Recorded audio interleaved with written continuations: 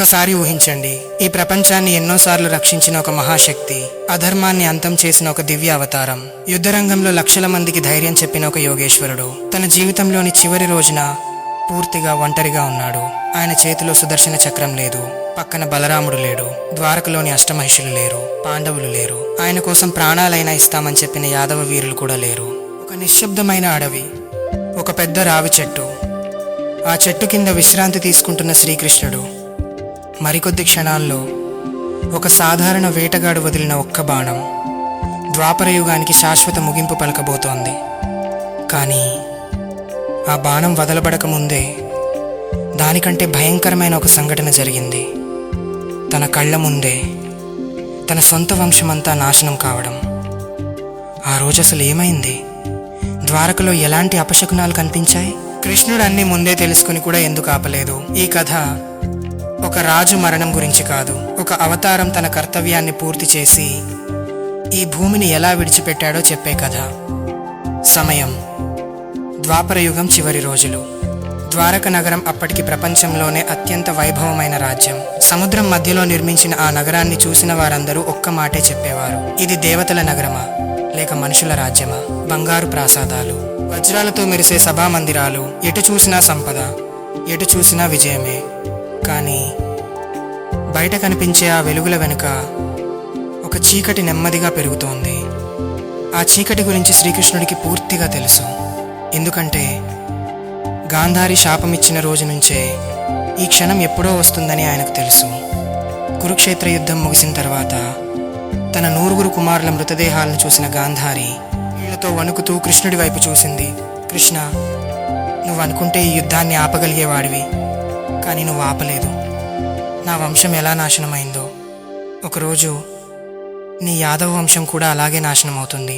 ఆ మాటలు చెప్పి గాంధారి శపించింది. చాలామంది ఆ శాపాన్ని కోపంలో చెప్పిన మాటలుగా భావించారు. కానీ కృష్ణుడు మాత్రం చిరునవ్వు నవ్వాడు.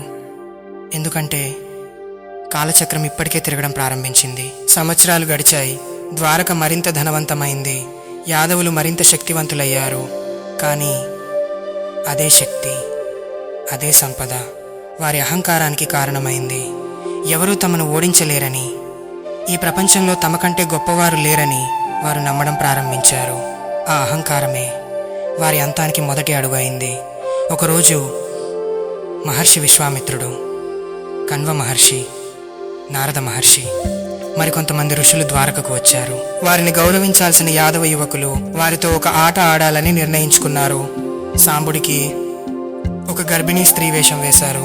తర్వాత ఋషుల దగ్గరకు వెళ్ళి నవ్వుతూ అడిగారు, మహర్షులారా, ఈ స్త్రీకి పుట్టబోయేది మగపిల్లాడా ఆడపిల్ల? వారంతా పెద్దగా నవ్వారు. కానీ ఆ ఋషుల ముఖాల్లో మాత్రం నవ్వు లేదు. వారి కళ్ళల్లో కోపం కనిపించింది. కొన్ని క్షణాల నిశ్శబ్దం తర్వాత ఋషులు ఇలా అన్నారు, మీరు ధర్మాన్ని అవమానించారు. ఈ కడుపులో పిల్లవాడు పుట్టడు. మీ యాదవ వంశాన్ని పూర్తిగా నాశనం చేసే ఇనుప ముసలం పుడుతుంది. ఆ మాటలు విన్న వెంటనే అందరి నవ్వు ఆగిపోయింది.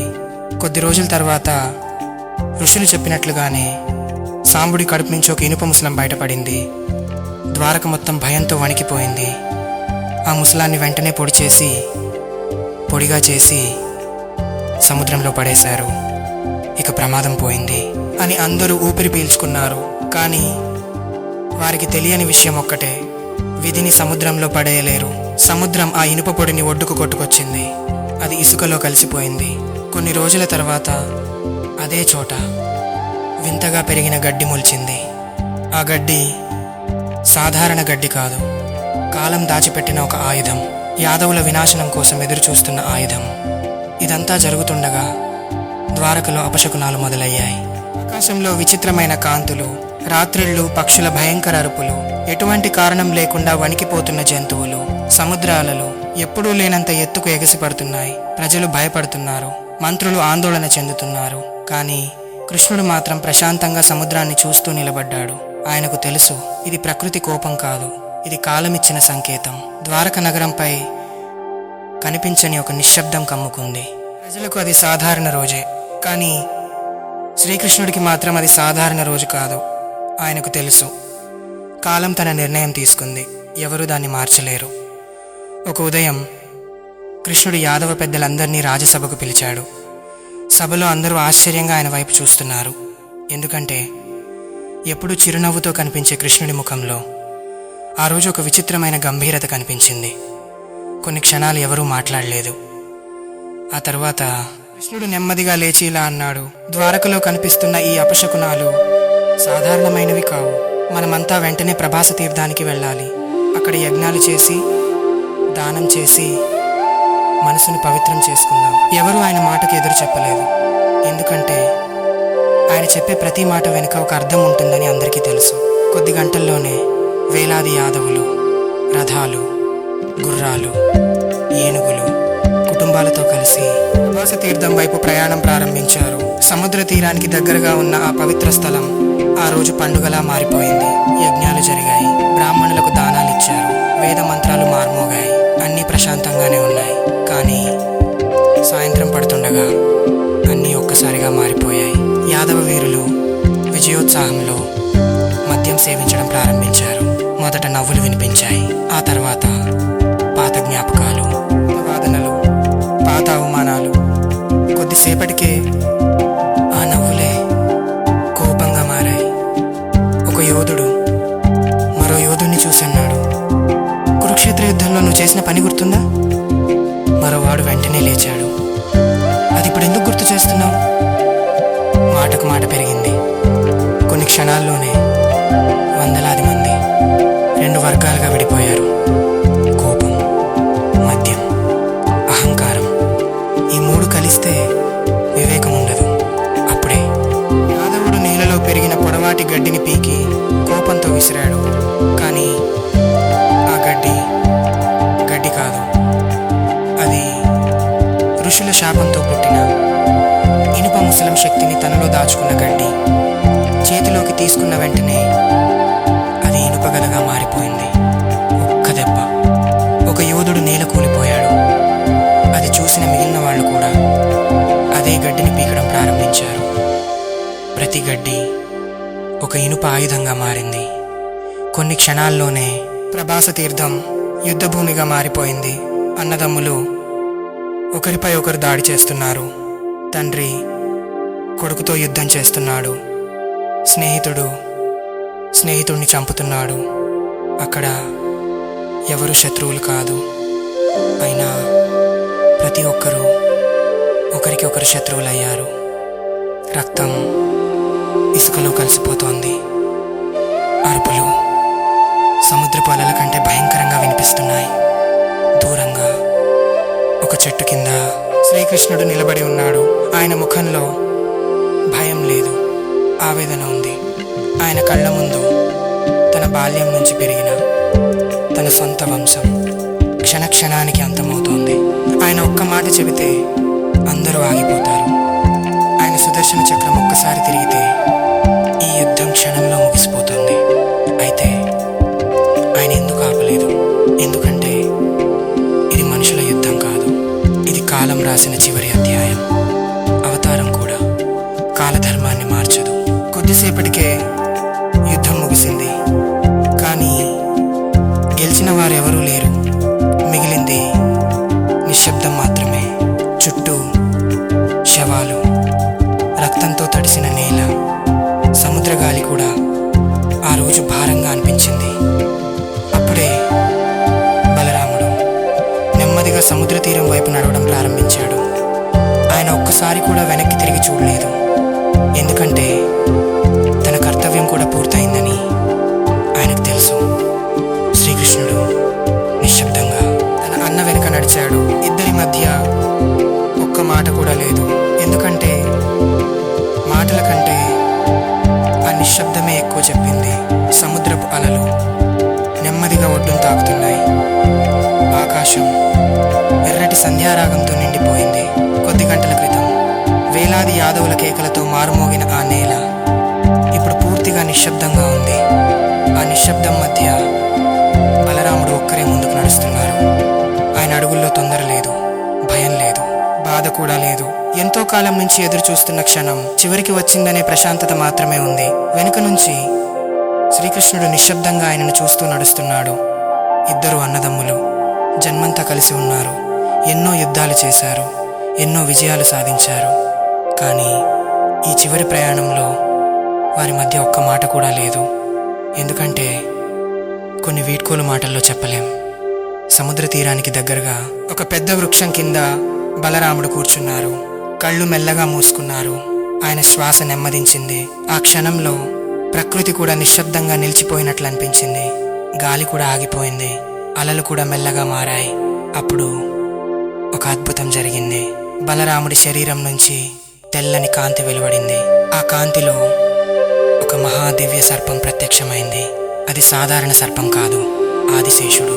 వేల సంవత్సరాలుగా మహావిష్ణువుకు శయ్యగా ఉన్న అదే ఆదిశేషుడు తన అసలు రూపాన్ని ధరించి సముద్రం వైపు నెమ్మదిగా సాగిపోయాడు. శ్రీకృష్ణుడు ఆ దృశ్యాన్ని ప్రశాంతంగా చూస్తూ నిలబడ్డాడు. ఆయనకు తెలుసు తన అన్నభూమిపై కర్తవ్యాన్ని పూర్తి చేశాడని. కొన్ని క్షణాలు కృష్ణుడు ఒంటరిగా నిలబడి ఉన్నాడు. ఆకాశం వైపు చూశాడు. చిరునవ్వు నవ్వాడు. ఆ నవ్వులో విజయం లేదు, పరాజయం లేదు. కేవలం ఒక అవతారం తన బాధ్యత పూర్తయిందనే సంతృప్తి మాత్రమే ఉంది. మనసులో ఎన్నో జ్ఞాపకాలు మిదిలాయి. యశోదమ్మ ఒడిలో గడిపిన బాల్యం, గోకులంలో వెన్న దొంగతనాలు, వేణుగానం, గోవర్ధనగిరి, కంసుడి సంహారం, రుక్మిణి కళ్యాణం, కురుక్షేత్రం, అర్జునుడికి చెప్పిన గీత అన్నీ ఒక్కొక్కటిగా ఆయన మనసులో మెరిశాయి. తర్వాత కృష్ణుడు మెల్లగా అడవి వైపు నడవడం ప్రారంభించాడు. ఇప్పుడు ఆయనతో ఎవరూ లేరు. సుదర్శన చక్రం తన పని ముగించుకుంది. పంచజన్య శంఖం నిశ్శబ్దమైంది. ద్వారకాధీశుడి వైభవం వెనక్కి మిగిలిపోయింది. ఇప్పుడు ఆయన కేవలం ఈ భూమిపై తన చివరి అడుగులు వేస్తున్న ఒక యోగి. అడవి లోపలికి వెళ్ళిన తర్వాత ఒక పెద్ద అశ్వత్థ వృక్షం కనిపించింది. ఆ చెట్టు నీడలో కృష్ణుడు కూర్చున్నాడు. కుడి కాలును ఎడమ కాలిపై ఉంచి ధ్యానంలోకి వెళ్ళిపోయాడు. ఆయన ముఖంలో చిన్న చిరునవ్వు, కళ్ళలో అపారమైన ప్రశాంతత. ఆ క్షణంలో భూమి మీద ఉన్న వారు చూడలేని ఒక దృశ్యం దేవలోకంలో కనిపిస్తోంది. దేవతలు, ఋషులు, గంధర్వులు అందరూ నిశ్శబ్దంగా ఎదురు చూస్తున్నారు.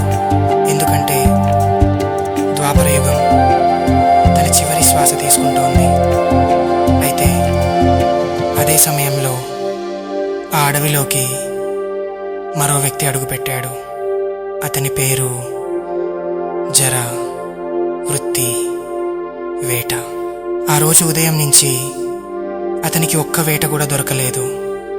ఆకలితో, అలసటతో అడవంతా తిరుగుతున్నాడు.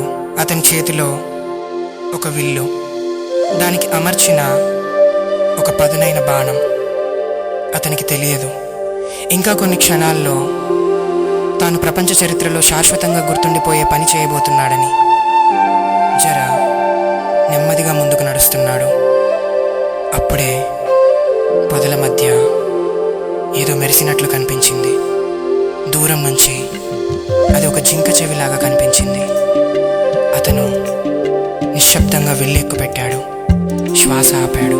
విషయాన్ని గురిపెట్టాడు. ఒక్క క్షణం, మరో క్షణం. ఆ తర్వాత బాణం విడిచాడు. ఆ బాణం గాలిని చీల్చుకుంటూ వేగంగా ముందుకు దూసుకెళ్ళింది. ఆ బాణం గాలిని చీల్చుకుంటూ వేగంగా ముందుకు దూసుకెళ్ళింది. ఒక్క క్షణం అంతా నిశ్శబ్దం. తర్వాత థక్ అని చిన్న శబ్దం వినిపించింది. జర ముఖంపై ఆనందం మెరిసింది. వేట దొరికింది అని అనుకుంటూ అతను వేగంగా ఆ పొదల వైపు పరిగెత్తాడు. కానీ అక్కడికి చేరుకున్న మరుక్షణం అతని గుండె ఒక్కసారిగా ఆగిపోయినట్టయింది. అతను చూసింది జింక కాదు, ఒక దివ్య పురుషుడు. అశ్వత్థ వృక్షం కింద ప్రశాంతంగా కూర్చుని ఉన్న శ్రీకృష్ణుడు. బాణం ఆయన పాదంలో తగిలింది. ఆ దృశ్యం చూసిన జర వణికిపోయాడు. అతని చేతిలోని విల్లు నేలపై పడిపోయింది. ప్రభు అని అరుస్తూ కృష్ణుడి పాదాల దగ్గర పడిపోయాడు. అతని శరీరం మొత్తం వణుకుతోంది. అతని నుంచి కన్నీళ్లు ఆగడం లేదు. నేను మిమ్మల్ని జింక అనుకున్నాను. ఇది ఉద్దేశపూర్వకంగా చేయలేదు. నన్ను క్షమించండి ప్రభు. ఇంతటి మహాపాపం ఎలా జరిగిపోయింది అని ఏడుస్తూనే ఉన్నాడు. కానీ శ్రీకృష్ణుడి ముఖంలో అదే ప్రశాంతమైన చిరునవ్వు. కోపం లేదు, బాధ లేదు. ఆయన మెల్లగా జర భుజంపై చేయి పెట్టాడు. లేడు జర అన్నారు. ఆ ఒక్క మాటతోనే జర ఏడుపు మరింత పెరిగింది. కృష్ణుడు నెమ్మదిగా అన్నాడు, నువ్వు పాపం చేయలేదు, నువ్వు కాలం చేతిలో ఒక సాధనం మాత్రమే. జర ఆశ్చర్యంగా ఆయన వైపు చూశాడు. అప్పుడు కృష్ణుడు మరింత మృదువుగా మాట్లాడాడు, ఈ శరీరానికి ఈ భూమిపై చేయాల్సిన పని పూర్తయింది. నువ్వు కారణం కాదు, కారణం కాలం. జర ఇంకా ఏడుస్తూనే ఉన్నాడు. ప్రభు, నా వల్లే ఇలా జరిగింది అన్నాడు. కృష్ణుడు చిరునవ్వు నవ్వాడు. జర ప్రతి సంఘటన వెనుక ఒక కారణం ఉంటుంది. ఈ జన్మలో నీకు గుర్తులేదు, కానీ గత జన్మలో నువ్వు వాలి. జర ఆశ్చర్యంతో నిలిచిపోయాడు. త్రేతాయుగంలో నేను శ్రీరాముడిగా ఉన్నప్పుడు చెట్టు వెనుక నుంచి బాణం వేసి వాలిని సంహరించాను. ఆ కర్మకు ఇది సమతుల్యం. ప్రకృతి ఎప్పుడూ తన లెక్కలను పూర్తి చేస్తుంది. జర తల వంచి కన్నీళ్లు కారుస్తూనే ఉన్నాడు. ఆ సమయంలో ఆకాశంలో ఒక విచిత్రమైన కాంతి వ్యాపించింది. గాలి సుగంధంతో నిండిపోయింది. అడవిలోని పక్షులు ఒక్కసారిగా నిశ్శబ్దమయ్యాయి. ఆ క్షణం సాధారణ క్షణం కాదు, ఒక యుగం తన చివరి శ్వాస తీసుకుంటోంది. కృష్ణుడు చివరిసారిగా ఆకాశం వైపు చూశాడు. ఆయన పెదవులపై చిన్న చిరునవ్వు, కళ్ళలో అపారమైన కరుణ. నెమ్మదిగా కళ్ళు మూసుకున్నాడు. ఆ క్షణంలో ఆయన దివ్య తేజస్సు శరీరం నుంచి వెలువడింది. ఆ కాంతి ఆకాశంలోకి ఎగిసిపోయింది. దేవలోకంలో దుందుబులు మోగాయి. దేవతలు పుష్పవర్షం కురిపించారు. మహర్షులు చేతులు జోడించి నమస్కరించారు. ఎందుకంటే ఒక అవతారం తన కార్యాన్ని పూర్తి చేసి తిరిగి తన దివ్యస్థానానికి చేరుకున్నాడు. కానీ కథ ఇక్కడితో ముగియలేదు. శ్రీకృష్ణుడు భూమిని విడిచిన కొద్ది కాలానికే సముద్రం నెమ్మదిగా ద్వారక నగరాన్ని మింగడం ప్రారంభించింది. ఒకప్పుడు బంగారంతో మెరిసిన ఆ మహానగరం అలల కింద అదృశ్యమైంది. ప్రపంచానికి ఒక గొప్ప సత్యాన్ని గుర్తు చేస్తూ, ఈ ప్రపంచంలో ఎంతటి రాజ్యమైనా, ఎంతటి సంపదైనా, ఎంతటి శక్తి అయినా కాలం ముందు శాశ్వతం కాదు. శాశ్వతమైనది ధర్మం మాత్రమే. అందుకే శ్రీకృష్ణుడు తన రాజ్యాన్ని కాదు, తన సంపదను కాదు, భగవద్గీతను ప్రపంచానికి వారసత్వంగా ఇచ్చాడు. ఎందుకంటే రాజ్యాలు కనుమరుగవుతాయి, భవనాలు శిథిలమవుతాయి, యుగాలు మారిపోతాయి, కానీ ధర్మం, సత్యం, జ్ఞానం ఎప్పటికీ నశించవు. ఈరోజు కూడా ఎవరైనా జీవితంలో అయోమయంలో ఉన్నప్పుడు ఒకే గ్రంథం వారికి దారి చూపుతుంది. అది భగవద్గీత. అందుకే శ్రీకృష్ణుడి జీవితం ఒక దేవుడి కథ మాత్రమే కాదు, ధర్మం కోసం, కర్తవ్యం కోసం జీవించిన ఒక యోగేశ్వరుడి ప్రయాణం. అందుకే వేల సంవత్సరాలు గడిచిన ఆ పేరు వినగానే కోట్లాది మంది హృదయాల్లో భక్తి, గౌరవం మరియు ఒక చిరునవ్వు ఇప్పటికీ అలాగే పుడుతూనే ఉన్నాయి. జై శ్రీకృష్ణ.